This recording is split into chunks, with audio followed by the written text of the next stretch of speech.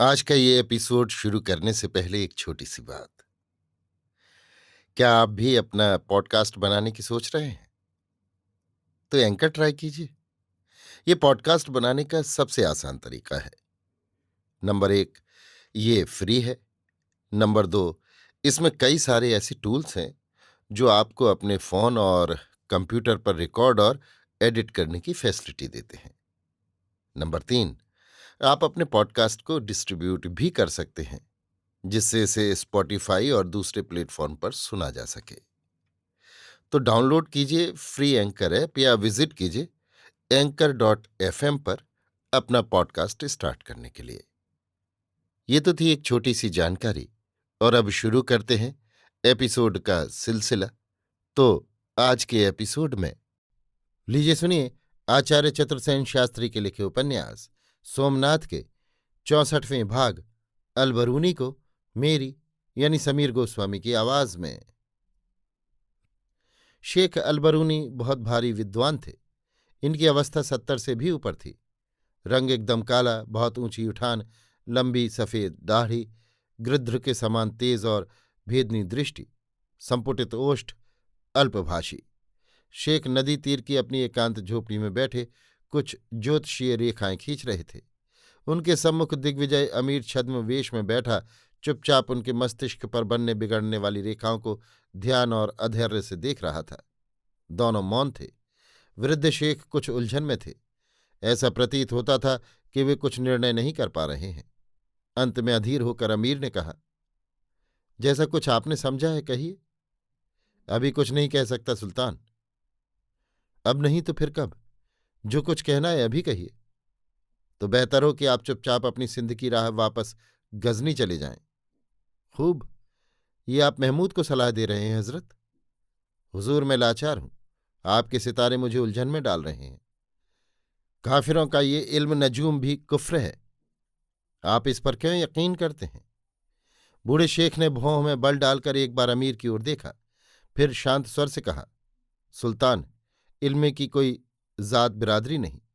वो सदा सच्चा है, सूरज की तरह चमकदार हीरा, गलाजत से उठाया हुआ भी हीरा ही है।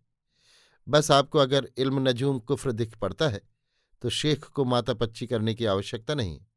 बिस्मिल्लाह कीजिए। उसने तख्ती उठाकर रख दी और मौन हो बैठा। अमीर ने नरम होकर कहा, खैर, आपने जो कुछ समझा हो वही कहिए। आपका एक सितारा बहुत खराब है, लेकिन उसका असर आज की तारीख से ठीक चौथे माह होगा। उसका क्या असर है? आपकी जिंदगी, फतह और इज्जत पर खतरा। कैसा खतरा? अमीर के होंठ गुस्से से चिपक गए। लड़ाई में शिकस्त भी हो सकती है। आपके दुश्मनों की जान को भी जोखिम है। तो क्या परवाह? महमूद ने तो ऐसे बहुत से खतरे उठाए हैं हजरत। सुल्तान, हर उरूज का एक जवाल है। सूरज उगता है, उठता है, तपता है, फिर आखिर गरूब होता है। तो इससे क्या? दूसरे दिन सुबह फिर उगता है। हुजूर, इल्म में बहस बेकार है। जाने दीजिए। आपने कहा वो सितारा आज से चौथे महीने असर करेगा। जी हां।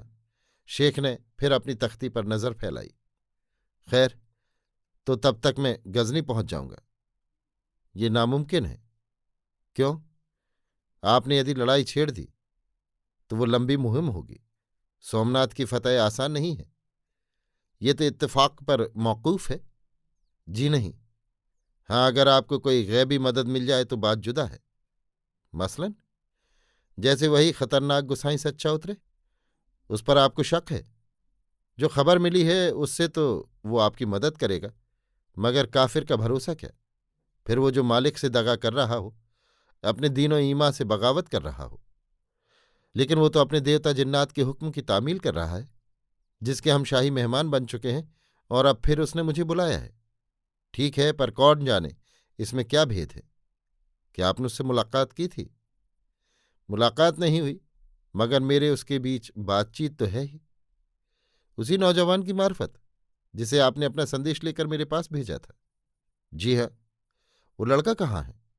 मेरे ही काम से पट्टन गया है। जिन्नात के बादशाह से कल वही मुलाकात होगी ना? यही उसने कहलाया था, लेकिन उसने इस बार मुझे अकेला बुलाया है। मैं जरूर जाऊंगा। खैर, मेरी सुल्तान से एक इल्तिजा है। क्या? अगर सुल्तान इस मुहिम को सर करने पर तुले ही हुए हैं तो ऐसी कोशिश कीजिए कि जल्द से जल्द मुहिम खत्म हो जाए और आप चौथे चांद से पेशतर ही गजनी लौट जाएं। अल्हम्दुलिल्लाह, ऐसा ही करूंगा। हाँ, वो नाजनी सब लोगों के साथ खंभात भेजी जा रही है।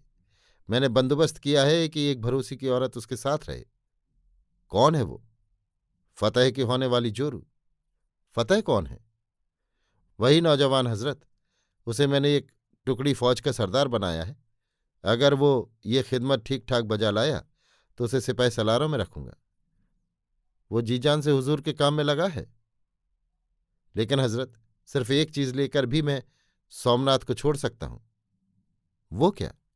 वही नाजनी। क्या नाम है उसका? चौला। ये शायद नामुमकिन है सुल्तान। 1,00,000 नंगी तलवारें उसकी हिफाजत कर रही हैं। उस लौंडी की? वो देवदासी है हुजूर, देवता की जोरू।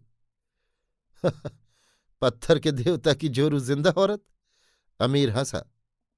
इसी से सोमनाथ और लौंडी की इज्जत बराबर ही है।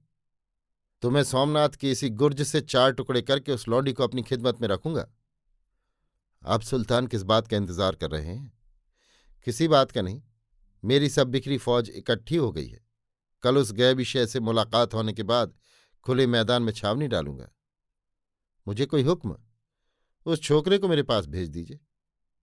बेहतर। अमीर ने वृद्ध शेख के दोनों हाथ अपनी आंखों से लगाए, चूमे और चुपचाप घोड़े पर चढ़कर रवाना हुआ। अभी भी दिन निकलने में देर थी। पूर्व दिशा में सफेदी छा रही थी।